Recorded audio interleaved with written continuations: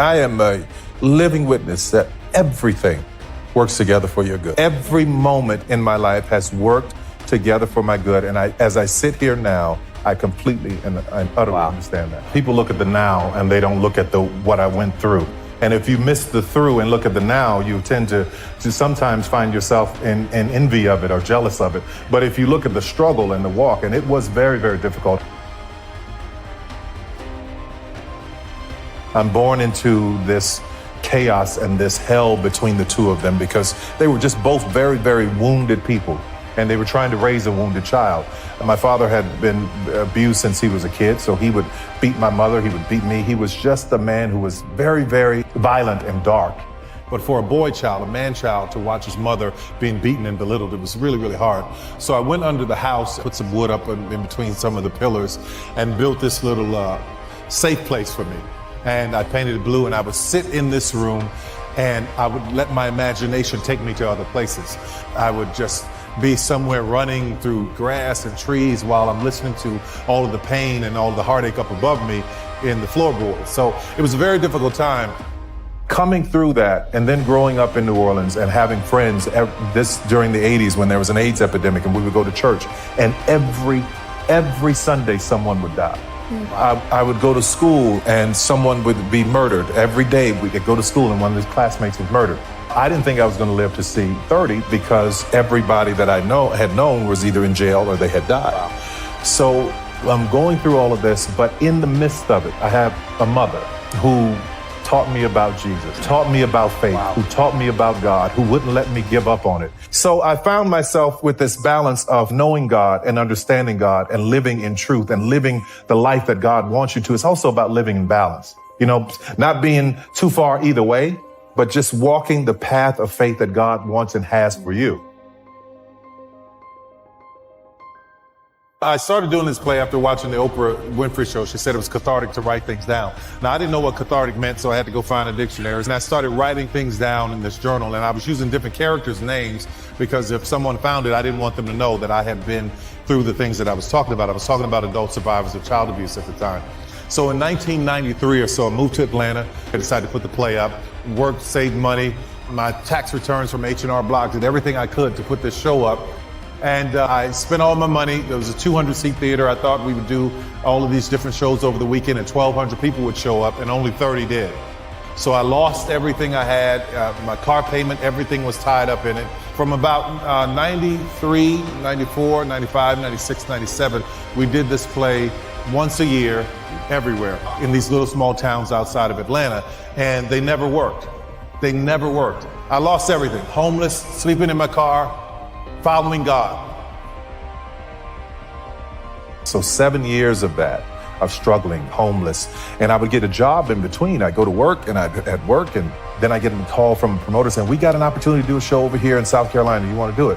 I go to my boss and said, listen, I'm going to need some time off to go rehearse. They said, you want 2 weeks off and you only been working here 2 weeks? So I go to my desk and I pray. I said, okay, God, am I supposed to do this? And I'd hear this voice as clear as day say, quit. So there I was, stepping out on faith, leaving a job that I knew that this money was going to come in from week to week to go out and do this play because I heard the voice of God. So I remember every time I'd go out to do the show, it wouldn't work. It wasn't successful. I'm like, God, I know you told me to do this. And when I'd pray, I'd hear nothing. That same voice that said, quit, I heard nothing, which was a very difficult time for me. And I'm angry because all those years, those 7 years of me trying to get this play out, nothing was happening. God would tell me to quit, then he'd get me out there and he'd leave me. You leave me out here by myself. God, where are you? You wouldn't even talk to me during these dark times. So I was mad. I was done.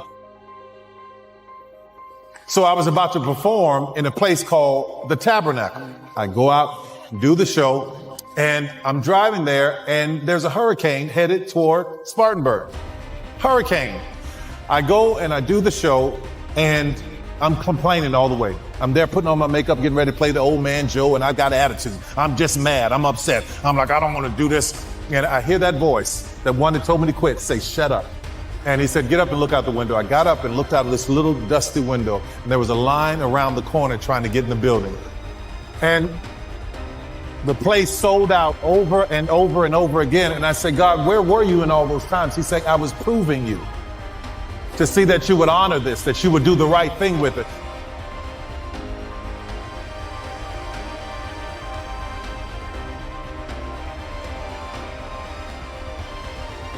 We've all been through disappointments and setbacks. Life happens.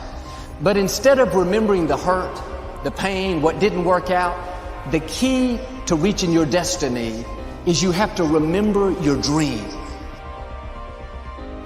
You may not understand why a business didn't make it, why a person walked away, why you came down with an illness. You were doing the right thing, but the wrong thing happened.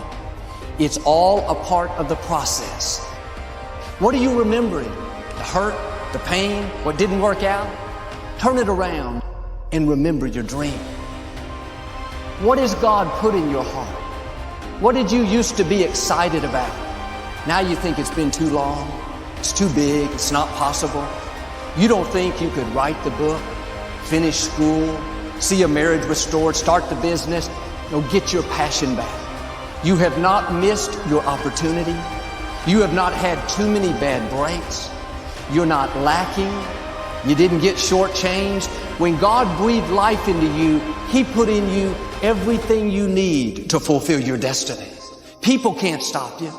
Bad breaks, disappointments, loss, the Most High God is on your side. You have royal blood flowing through your veins. There are seeds of greatness in you right now. Dreams so big that you can't accomplish them on your own. It's going to take you connecting with your Creator, believing that you're a person of destiny, that He's directing your steps, that if He be for you, who dare be against you? When we go through opposition, these challenging times, we don't have to fall apart. God controls the whole universe. But you have to do your part and keep your faith stirred up. The enemy would love to deceive you into burying your dream, thinking that it's never going to work out. Don't believe those lies. It's not too late to become all that you were created to be.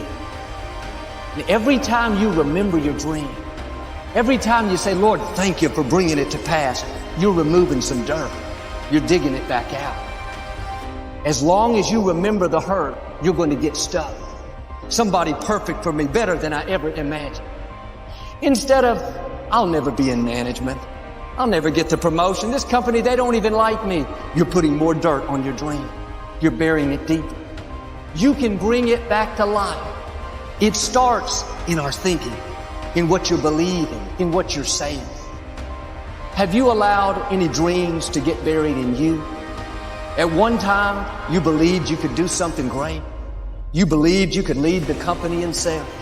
You believed you could break that addiction. It's been a long time. Had some bad breaks. Wasn't all your fault. You could easily settle where you are. Nobody would fault you. God sent me to light a new fire on the inside. That dream is still alive. You may have tried a year ago, 5 years ago, or 40 years ago. Didn't work out. Nobody was there to help you. God is saying to you, go back and try again. This is your time. This is your moment. Your destiny is calling out to you. You can't have a weak, defeated, give up spirit. I'll take the easy way out. I'll settle for second best. I don't want to put forth the effort. If you don't stir it up, you can miss who you were created to be.